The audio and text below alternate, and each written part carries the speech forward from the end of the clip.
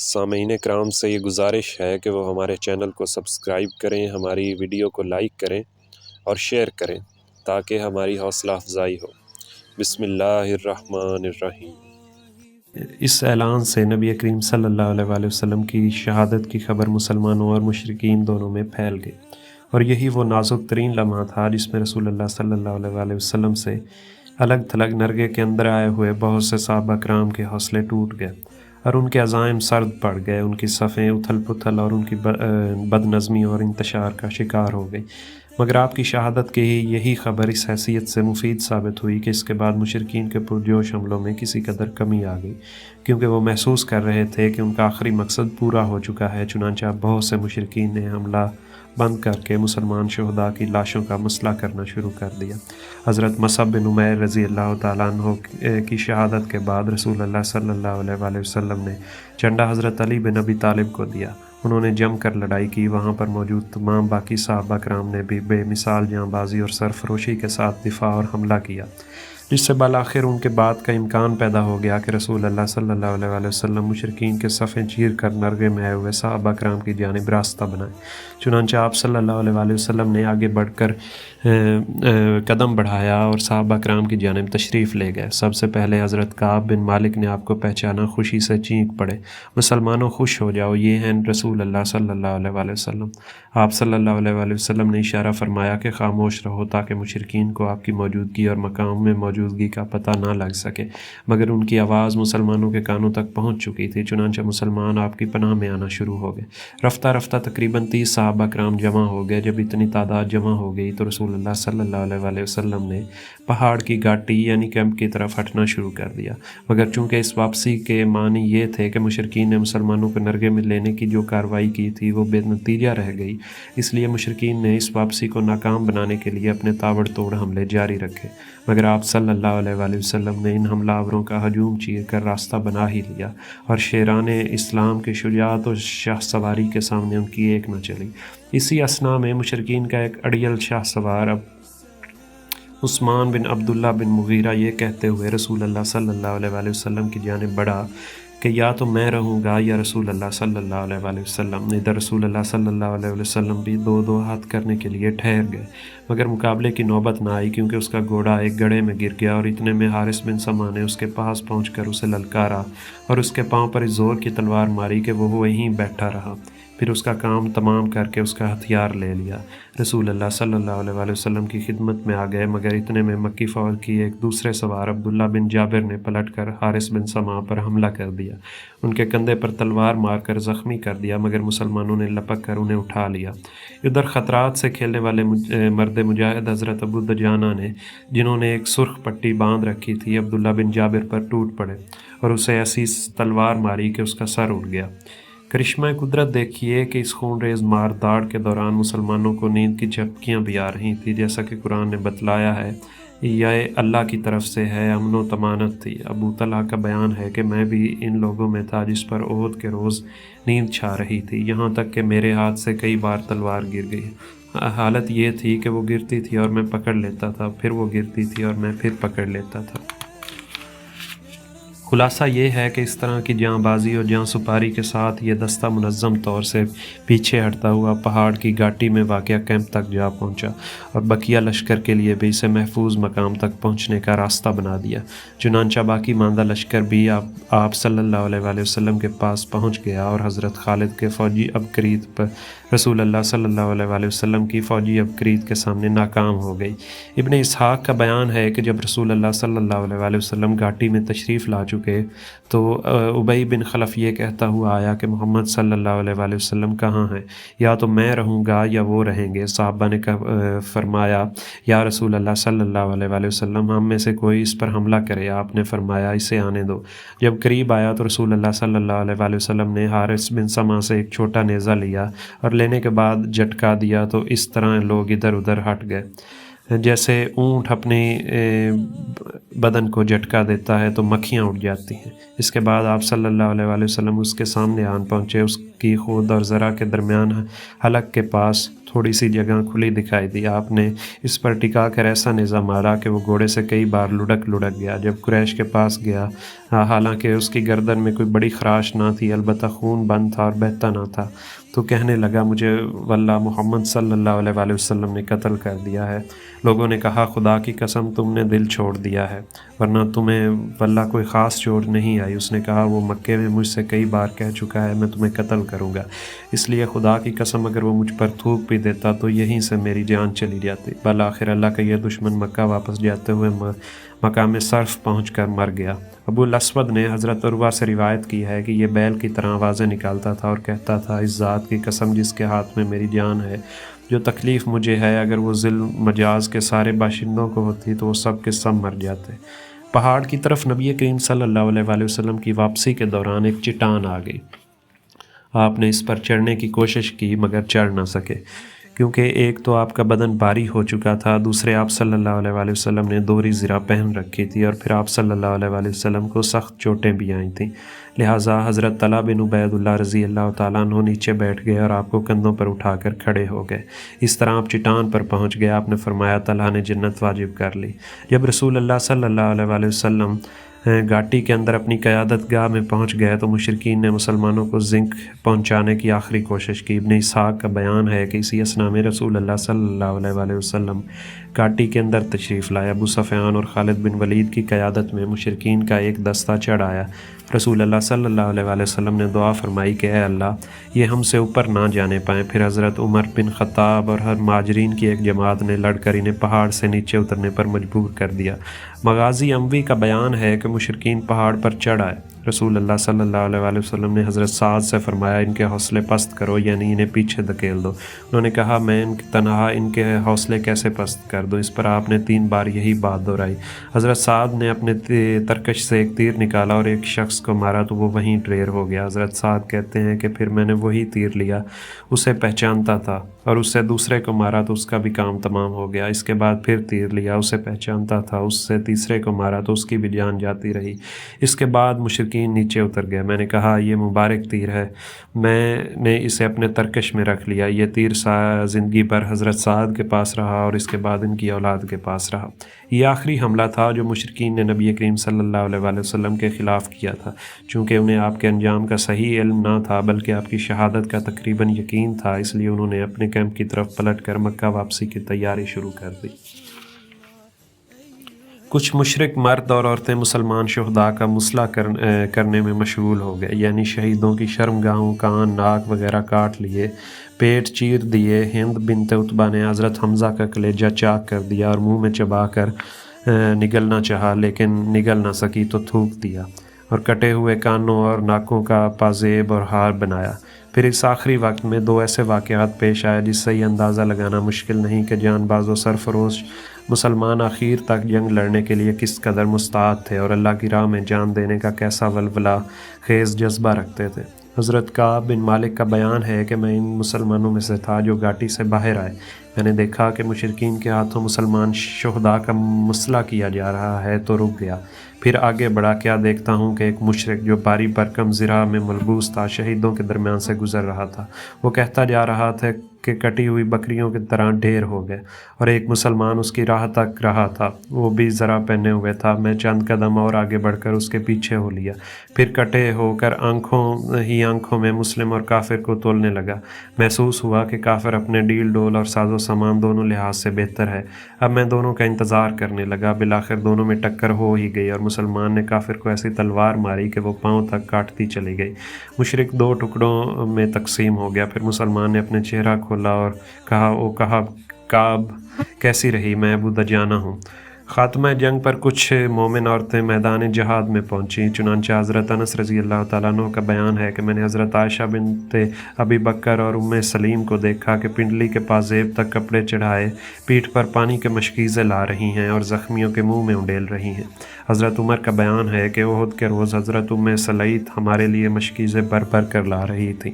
انہی عورتوں میں حضرت ام ایمن بھی تھی، جنہوں نے جب شکست خوردہ مسلمانوں کو دیکھا کہ مدینے میں گھسنا چاہتے ہیں تو ان کے چہروں پر مٹی پھینکنے لگی۔ اور کہنے لگیں یہ سود کاٹنے کا ٹکلا لو اور ہمیں تلوار دو۔ اس کے بعد تیزی سے میدان جنگ پہنچی اور زخمیوں کو پانی پلانے لگی۔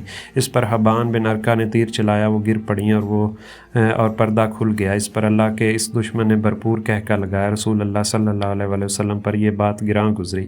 آپ نے سعد بن ابی وقاص کو ایک بغیر انی کے تیر دے کر فرمایا اسے چلاؤ۔ سعد نے چلایا تو وہ تیر حبان کے علق پر لگا اور وہ چت گرا، اس کا پردہ کھل گیا۔ اس پر رسول اللہ صلی اللہ علیہ وسلم اس طرح ہنسے کہ جڑ کے دانت دکھائی دینے لگے۔ فرمایا سعد نے ایمن کا بدلہ چکا دیا، اللہ نے ان کی دعا قبول کی۔ جب رسول اللہ صلی اللہ علیہ وسلم نے گھاٹی کے اندر اپنی قیام گاہ میں ذرا قرار پا لیا تو حضرت علی رضی اللہ تعالیٰ عنہ نے اپنی ڈال میں پانی بھر لائے۔ کہا جاتا ہے اس پتھر میں بنایا ہوا وہ گڑھا ہوتا ہے جس میں ذرا سا پانی آ سکتا ہے، اور کہا جاتا ہے یہ احد میں ایک چشمے کا نام ہے۔ بہرحال حضرت علی نے وہ پانی نبی کریم صلی اللہ علیہ وسلم کی خدمت میں پینے کے لیے پیش کیا۔ آپ نے قدر ناگوار بو محسوس کیے، اس لیے اسے نہیں پیا، البتہ اس سے چہرے کا خون دھو لیا اور سر پر ڈال لیا۔ اس حالت میں آپ فرما رہے تھے اس شخص پر اللہ کا سخت عذاب ہو جس نے اس نبی کے چہرے کو خون آلود کیا۔ حضرت سہیل رضی اللہ تعالیٰ عنہ فرماتے ہیں مجھے معلوم ہے کہ رسول اللہ صلی اللہ علیہ وسلم کا زخم کس نے دھویا، پانی کس نے بہایا اور علاج کس چیز سے کیا گیا۔ آپ کی لخت جگر حضرت فاطمہ آپ کا زخم دھو رہی تھیں اور حضرت علی ڈال سے پانی بہا رہے تھے۔ حضرت فاطمہ نے دیکھا کہ پانی کے سبب خون بڑھتا ہی جا رہا ہے تو چٹائی کا ایک ٹکڑا لیا اور اسے جلا کر چپکا دیا جس سے خون رک گیا۔ ادھر حضرت محمد بن مسلمہ رضی اللہ تعالیٰ عنہ شیریں اور خوش ذائقہ پانی لائے، نبی کریم صلی اللہ علیہ وسلم نے نوش فرمایا اور دعائے خیر دی۔ زخم کے اثر سے نبی کریم صلی اللہ علیہ وسلم نے ظہر کی نماز بیٹھے بیٹھے پڑھی اور صحابہ کرام نے بھی آپ کے پیچھے نماز بیٹھ کر ہی ادا کی۔ مشرکین نے مسلمانوں کی تیاری مکمل کر لی، واپسی کی تیاری مکمل کر لی تو ابو سفیان جبل احد پر نمودار ہوا اور بآواز بلند بولا کیا تم میں محمد صلی اللہ علیہ وسلم ہیں؟ لوگوں نے کوئی جواب نہ دیا۔ اس نے پھر کہا کیا تم میں ابو قحافہ کے بیٹے یعنی ابو بکر ہیں؟ لوگوں نے کوئی جواب نہ دیا۔ اس کے بعد اس نے سوال کیا کیا تم میں عمر بن خطاب ہیں؟ لوگوں نے اب کی مرتبہ بھی کوئی جواب نہ دیا، کیونکہ نبی کریم صلی اللہ علیہ وسلم نے صحابہ کو اس کے جواب دینے سے منع فرما دیا تھا۔ ابو سفیان نے ان تین کے سوا کسی اور کے بارے میں نہ پوچھا، کیونکہ اسے اور اس کی قوم کو معلوم تھا کہ اسلام کا قیام ان تینوں کے ذریعے ہی ہے۔ بہرحال جب کوئی جواب نہ ملا تو اس نے کہا چلو ان تینوں سے فرصت ہوئی۔ یہ سن کر حضرت عمر رضی اللہ تعالیٰ عنہ بے قابو ہو گئے اور بولے او اللہ کے دشمن، جس کا تو نے نام لیا ہے وہ سب زندہ ہیں اور ابھی اللہ نے تیری رسوائی کا سامان باقی رکھا ہے۔ اس کے بعد ابو سفیان نے کہا تمہارے مقتولین کا مسئلہ ہوا ہے، لیکن میں نے اس کا حکم نہیں دیا اور اس کا برا ہی منایا ہے۔ پھر نعرہ لگایا اہل حبل یعنی حبل بلند ہو۔ نبی کریم صلی اللہ علیہ وسلم نے فرمایا تم لوگ جواب کیوں نہیں دیتے؟ صحابہ کرام نے عرض کیا کیا جواب دیں؟ آپ نے فرمایا کہو کہ اللہ اعلیٰ اور برتر ہے۔ پھر ابو سفیان نے نعرہ لگایا یعنی ہمارے لیے عزا ہے اور تمہارے لیے عزا نہیں۔ نبی کریم صلی اللہ علیہ وسلم نے فرمایا جواب کیوں نہیں دیتے؟ صحابہ کرام نے فرمایا کیا جواب دیں؟ اللہ ہمارا مولا ہے تو اور تمہارا کوئی مولا نہیں۔ اس کے بعد ابو سفیان نے کہا کتنا اچھا کارنامہ رہا، آج کا دن جنگ بدر کے دن کے لیے بدلہ ہے اور لڑائی ڈول ہے۔ حضرت عمر نے جواب میں کہا برابر نہیں، ہمارے مقتول جنت میں ہیں اور تمہارے مقتولین جہنم میں۔ اس کے بعد ابو سفیان نے کہا عمر میرے قریب آؤ۔ رسول اللہ صلی اللہ علیہ وسلم نے فرمایا دیکھو کیا کہتا ہے۔ وہ قریب آئے تو ابو سفیان نے کہا عمر میں خدا کا واسطہ دے کر پوچھتا ہوں کیا ہم نے محمد صلی اللہ علیہ وسلم کو قتل کر دیا ہے؟ حضرت عمر نے کہا واللہ نہیں، بلکہ اس وقت وہ تمہاری باتیں سن رہے ہیں۔ ابو سفیان نے کہا تم میرے نزدیک ابن کمعہ سے زیادہ سچے اور راست باز ہو۔ ابن اسحاق کا بیان ہے کہ ابو سفیان نے اور اس کے رفقا واپس ہونے لگے تو ابو سفیان نے کہا کہ آئندہ سال بدر میں پھر لڑنے کا وعدہ ہے۔ رسول اللہ صلی اللہ علیہ وسلم نے ایک صحابی سے فرمایا کہہ دو ٹھیک ہے، اب یہ بات ہمارے اور تمہارے درمیان طے رہی۔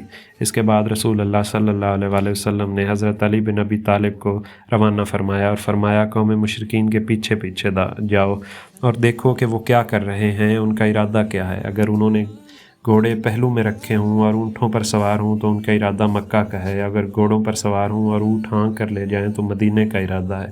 پھر فرمایا اس ذات کی قسم جس کے ہاتھ میں میری جان ہے، اگر انہوں نے مدینے کا ارادہ کیا تو میں مدینے جا کر ان سے دو دو ہاتھ کروں گا۔ حضرت علی کا بیان ہے کہ اس کے بعد میں ان کے پیچھے نکلا تو دیکھا تو کہ انہوں نے گھوڑے پہلو میں رکھے اور اونٹوں پر سوار ہیں اور مکے کا رخ ہے۔ قریش کی واپسی کے بعد مسلمان اپنے شہیدوں اور زخمیوں کی کھوج خبر لینے سے فارغ ہو گئے۔ حضرت زید بن ثابت رضی اللہ تعالیٰ عنہ کا بیان ہے کہ احد کے روز رسول اللہ صلی اللہ علیہ وآلہ وسلم نے مجھے بھیجا کہ میں سعد بن الربیع کو تلاش کروں، اور فرمایا کہ اگر وہ دکھائی پڑ جائیں تو انہیں میرا سلام کہنا، یہ کہنا کہ رسول اللہ صلی اللہ علیہ وآلہ وسلم دریافت کر رہے ہیں کہ تم اپنے آپ کو کیسا پا رہے ہو۔ حضرت زید کہتے ہیں کہ میں مقتولین ان کے درمیان چکر لگاتے ہوئے ان کے پاس پہنچا تو وہ آخری سانسیں لے رہے تھے۔ انہیں نیزے، تلوار اور تیر کے 70 سے زائد زخم آئے تھے۔ میں نے کہا اے سعد، اللہ کے رسول آپ کو سلام کہتے ہیں اور دریافت فرماتے ہیں کہ مجھے بتاؤ اپنے آپ کو کیسا پا رہے ہو؟ انہوں نے کہا اللہ کے رسول کو سلام، آپ سے عرض کرو کہ یا رسول اللہ صلی اللہ علیہ وآلہ وسلم جنت کی خوشبو پا رہا ہوں۔ میری قوم انصار سے کہو کہ اگر تم میں سے ایک آنکھ بھی ہلتی رہی اور دشمن رسول اللہ صلی اللہ علیہ وآلہ وسلم تک پہنچ گیا تو تمہارے لیے اللہ کے نزدیک کوئی عذر نہ ہوگا۔ اور اسی وقت ان کی روح پرواز کر گئی۔ لوگوں نے زخمیوں میں اسیرم کو بھی رضی اللہ تعالیٰ عنہ کو بھی پایا، جن کا نام عمر بن ثابت تھا۔ ان میں تھوڑی سی رمق باقی تھی، اس سے قبل انہیں اسلام کی دعوت دی جاتی تھی مگر وہ قبول نہیں کرتے تھے۔ یہ اسیرم اس لیے لوگوں نے حیرت سے کہا کہ یہ اسیرم کیسے آیا؟ اسے تو ہم نے اس حالت میں چھوڑا تھا کہ وہ دین کا انکاری تھا۔ چنانچہ اس سے پوچھا گیا کہ تم یہاں کے کیا چیز لے کر آئی، قوم کی حمایت کا جوش یا اسلام کی رغبت؟ اس نے کہا کہ اسلام کی رغبت۔ در حقیقت میں اللہ اور اس کے رسول پر ایمان لے آیا۔ اس کے بعد رسول اللہ صلی اللہ علیہ وآلہ وسلم کی حمایت میں شریک جنگ ہوا، یہاں تک کہ اب اس حالت میں دو چار ہوں کہ جو آپ صلی اللہ علیہ وآلہ وسلم لوگوں کی آنکھوں کے سامنے ہے۔ اس وقت ان کا انتقال ہو گیا۔ لوگوں نے رسول اللہ صلی اللہ علیہ وآلہ وسلم سے ذکر کیا تو آپ نے فرمایا وہ جنتیوں میں سے ہے۔ ابو ہریرہ کہتے ہیں کہ حالانکہ اس نے اللہ کے لیے ایک وقت کی نماز بھی نہیں پڑھی تھی، کیونکہ اسلام لانے کے بعد ابھی کسی نماز کا وقت نہ آیا تھا کہ وہ شہید ہو گیا۔ انہی زخمیوں میں قزمان بھی ملا۔ اس نے اس جنگ میں خوب داد شجاعت دی تھی اور تنہا 7 یا 8 مشرکین کو تہہ کیا تھا۔ جب ملا تو زخموں سے چور تھا۔ لوگ اسے اٹھا کر بنو ظفر کے محلے میں لے گئے۔ مسلمانوں نے اسے خوشخبری سنائی، کہنے لگا واللہ میری جنگ تو محض اپنی قوم کی ناموس کے لیے تھی، اگر یہ بات نہ ہوتی تو میں لڑائی ہی نہ کرتا۔ اس کے بعد جب اس کے زخموں نے شدت اختیار کی تو اس نے اپنے آپ کو ذبح کر کے خودکشی کر لی۔ ادھر رسول اللہ صلی اللہ علیہ وآلہ وسلم سے جب اس کا ذکر کیا جاتا تو فرماتے تھے کہ وہ جہنمی ہے، اور اس واقعے نے آپ کی پیش گوئی پر مہر ثبت کر دی۔ حقیقت یہ ہے کہ اعلیٰ کلمت اللہ کی بجائے وطنیت یا کسی بھی دوسری راہ میں لڑنے والے کا انجام یہی ہے، چاہے وہ اسلام کے جھنڈے تلے بلکہ رسول اللہ اور صحابہ کرام کے لشکر ہی میں شریک ہو کر کیوں نہ لڑے۔ اس کے بالکل برعکس مقتولین میں بنو سالبہ کا ایک یہودی تھا۔ اس نے اس وقت جب جنگ کے بادل منڈلا رہے تھے تو اپنی قوم سے کہا اے جماعت یہود، خدا کی قسم تم جانتے ہو کہ محمد صلی اللہ علیہ وآلہ وسلم کی مدد تم پر فرض ہے۔ یہود نے کہا مگر آج سبت یعنی سبت کا دن ہے۔ اس نے کہا تمہارے لیے کوئی سبت نہیں۔ پھر اس نے اپنی تلوار لی اور سامان جنگ اٹھایا اور بولا اگر میں مارا جاؤں تو میرا مال محمد صلی اللہ علیہ وآلہ وسلم کے لیے ہے، وہ اس میں جو چاہیں گے کریں گے۔ اس کے بعد میدان جنگ میں گیا اور لڑتے بڑھتے مارا گیا۔ رسول اللہ صلی اللہ علیہ وآلہ وسلم نے فرمایا مخیرق بہترین یہودی تھا۔ اس موقع پر رسول اللہ صلی اللہ علیہ وآلہ وسلم نے خود بھی شہداء کا معائنہ فرمایا اور فرمایا کہ میں ان لوگوں کے حق میں گواہ رہوں گا۔ حقیقت یہ ہے کہ جو شخص اللہ کی راہ میں زخمی کیا جاتا ہے اسے اللہ قیامت کے روز اس حالت میں اٹھائے گا کہ اس کے زخم سے خون بہہ رہا ہوگا۔ رنگ تو خون کا ہی ہوگا لیکن خوشبو مشک کی ہوگی۔ کچھ صحابہ نے اپنے شہداء کو مدینہ منتقل کر لیا تھا۔ آپ نے انہیں حکم دیا کہ ان شہیدوں کو واپس لا کر ان کی شہادت گاہوں میں دفن کریں۔ نیز شہداء کے ہتھیار اور پوستین کے لباس اتار لیے جائیں، پھر انہیں غسل دیے بغیر اس حالت میں کہ جس حالت میں وہ ہوں انہیں دفن کر دیا جائے۔ آپ صلی اللہ علیہ وسلم دو تین شہیدوں کو ایک ہی قبر میں دفن فرما رہے تھے اور دو آدمیوں کو ایک ہی کپڑے میں اکٹھا لپیٹ دیتے تھے۔ دریافت فرماتے کہ ان میں سے کس کو قرآن زیادہ یاد ہے؟ لوگ جس کی طرف اشارہ کرتے اسے لحد میں آگے کرتے اور فرماتے کہ میں قیامت کے روز ان لوگوں کے بارے میں گواہی دوں گا۔ عبداللہ بن عمر بن حرام اور عمر بن جموع ایک ہی قبر میں دفن کیے گئے کیونکہ ان دونوں میں دوستی تھی۔ حضرت حنظلہ کی لاش غائب تھی۔ تلاش کے بعد ایک جگہ اس حالت میں ملی کہ زمین پر پڑی تھی اور اس سے پانی ٹپک رہا تھا۔ رسول اللہ صلی اللہ علیہ وسلم نے صحابہ کرام کو بتلایا کہ فرشتے انہیں غسل دے رہے ہیں، پھر فرمایا کہ ان کی بیوی سے پوچھو کیا معاملہ ہے۔ ان کی بیوی سے دریافت کیا گیا تو انہوں نے واقعہ بتلایا۔ یہیں سے حضرت حنظلہ کا نام غسیل الملائکہ یعنی فرشتوں کے غسل دیے ہوئے پڑ گیا۔ رسول اللہ صلی اللہ علیہ وسلم نے اپنے چچا حضرت حمزہ کا حال دیکھا تو سخت غمگین ہوئے۔ آپ کی پھوپھی حضرت صفیہ تشریف لائیں، وہ بھی اپنے بھائی حمزہ کو دیکھنا چاہتی تھی، لیکن رسول اللہ صلی اللہ علیہ وسلم نے ان کے صاحبزادے حضرت زبیر سے کہا کہ انہیں واپس لے جائیے، وہ اپنے بھائی کا حال دیکھ نہ لیں۔ مگر حضرت صفیہ نے کہا آخر ایسا کیوں؟ مجھے معلوم ہو چکا ہے کہ میرے بھائی کا مسئلہ کیا گیا، لیکن یہ اللہ کی راہ میں ہے، اس لیے جو کچھ ہوا میں اس پر پوری طرح راضی ہوں۔ میں ثواب سمجھتے ہوئے انشاءاللہ ضرور صبر کروں گی۔ اس کے بعد وہ حضرت حمزہ کے پاس آئیں، انہیں دیکھا، ان کے لیے دعائے مغفرت کی، انا للہ پڑھی اور اللہ سے مغفرت مانگی۔ پھر رسول اللہ صلی اللہ علیہ وسلم نے حکم دیا کہ انہیں عبداللہ بن جاش کے ساتھ دفن کر دیا جائے۔ وہ حضرت حمزہ کے بانجے بھی تھے اور رضائی بھائی بھی تھے۔ حضرت ابن مسعود کا بیان ہے کہ رسول اللہ صلی اللہ علیہ وسلم نے حضرت حمزہ بن عبد المطلب پر جس طرح روئے، اس سے بڑھ کر روتے ہوئے ہم نے آپ صلی اللہ علیہ وسلم کو کبھی نہیں دیکھا۔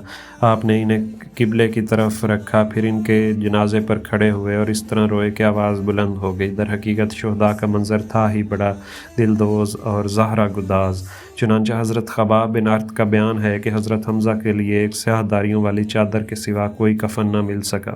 یہ چادر سر پر ڈالی جاتی تو پاؤں کھل جاتے اور پاؤں پر ڈالی جاتی تو سر کھل جاتا۔ بالآخر چادر سے سر ڈھک دیا گیا اور پاؤں پر گھاس ڈال دی گئی۔ حضرت عبد الرحمن بن عوف کا بیان ہے کہ مصعب بن عمیر کی شہادت واقع ہوئی اور وہ مجھ سے بہتر تھے، تو انہیں ایک چادر کے اندر کفنایا گیا۔ حالت یہ تھی کہ ان کا سر ڈھانکا جاتا تو پاؤں کھل جاتے اور پاؤں ڈھانکے جاتے تو سر کھل جاتا۔ ان کی یہی کیفیت حضرت خباب نے بھی بیان کی اور اتنا مزید اضافہ فرمایا کہ اس کیفیت کو دیکھ کر نبی کریم صلی اللہ علیہ وسلم نے ہم سے فرمایا کہ اس چادر سے ان کا سر ڈھانک دو اور پاؤں پر گھاس ڈال دو۔